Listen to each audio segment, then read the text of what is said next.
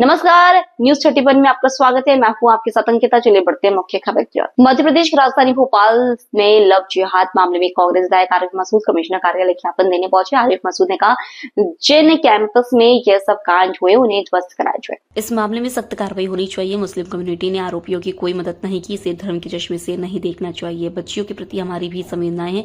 हमारे दो और सवाल हैं कि इतना ड्रग्स कहां से आया। नगर निगम ने लीज पर जगह दी। महापौर महिला है, उन्होंने क्यों कार्रवाई नहीं करवाई। लीज कैंसिल क्यों नहीं कराई गई। रात के 1:30 बजे तक क्लब चलते हैं और पान चाय की दुकान 10 बजे बंद करा दी जाती है।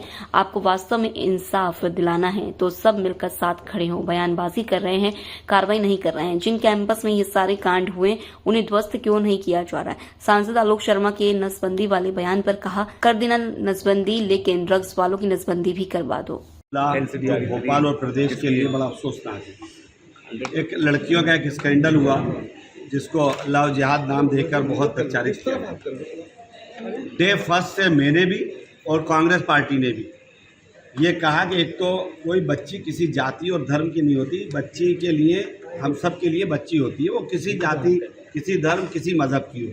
और अगर उसके साथ ऐसा हुआ है तो सब लोग उसके साथ खड़े और दोषियों पर कार्रवाई करें। अभी कमिश्नर से भी मैंने यही कहा कि हमें कोई एक आध आप बताओ, कोई मुस्लिम कम्युनिटी, कोई मुस्लिम तंजीम, कोई मुस्लिम रिप्रेजेंटेटिव, किसी एक ने भी आरोपियों की मदद करी हो तो हमें बताया जाए। जब डे फर्स्ट से हम सब कह रहे हैं कि कार्रवाई करो, तो फिर शहर का माहौल क्यों अनगढ़ बातें करके खराब किया जा रहा है। सच्चाई ये है कि इससे मामले की तरफ से ध्यान हटाना है।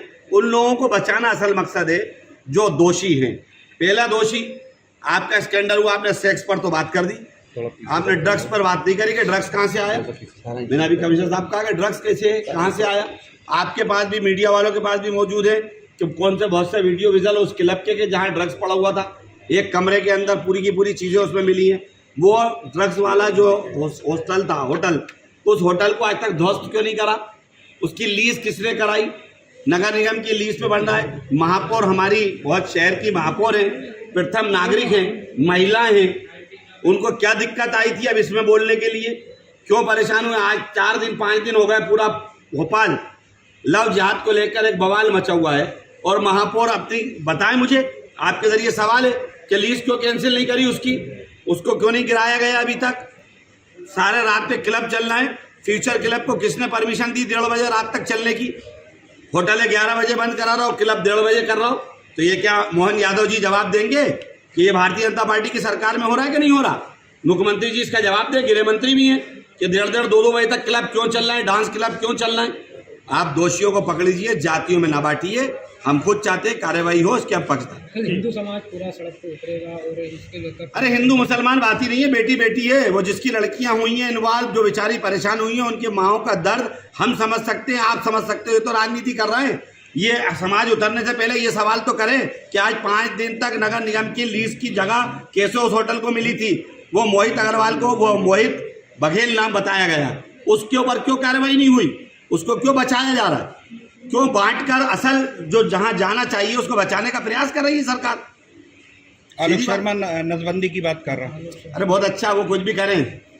उनसे पहले ये पूछना चाहता हूँ, 2 सवाल दे दें कि जिनकी नसबंदी करा रहा हो तो करा दो तुम लाके, लेकिन पहले असल नसबंदी जो ड्रग्स की कराना है, जो ड्रग्स इतवारा से भी बिक रहा है, उस पर क्या बोल रहा हो। 5-5 दिन हो गए, 6-6 दिन हो गए, मोहित बघेल के यहाँ से इतना ड्रग्स पकड़ाया, वहाँ लड़कियों के साथ शोषण होता था। उस गंदी जगह को क्यों ध्वस्त नहीं कर दिया। जरा में तो बुलडोजर चलते थे, आज 7 दिन में नहीं कह रहे, चुप बैठे। शहर को गुमराह कर रहा है प्रशासन, एडमिनिस्ट्रेशन का दिमाग बांटने का काम कर रहा है। ठीक,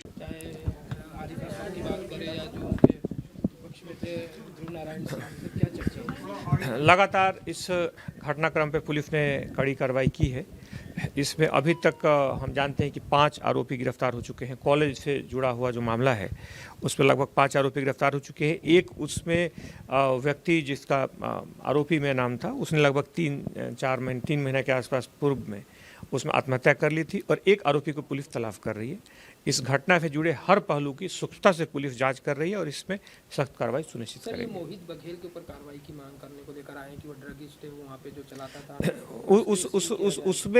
इस घटना से जुड़े जितने भी पहलू हैं, जितने भी जुड़े तथ्य हैं, सब पर पुलिस कार्रवाई कर रही है और बहुत ही सख्त कार्रवाई सुनिश्चित की जा रही है। और पीड़ित छात्राएं सामने आई हैं जिनका इसमें अभी तक जितनी भी छात्राएं आई हैं उन सभी मामलों में लगभग अगर हम देखें तो अब तक 5 अलग अलग छात्राएं सामने आ चुकी हैं और उनके सभी मामलों में पुलिस ने संबंधित धाराओं में कार्रवाई सुनिश्चित सर, की जो है। रेस्टोरेंट को सील किया गया था, आरोपियों को भी लेके गया, क्या उसकी भूमिका की जांच होगी रेस्टोरेंट संचालक की?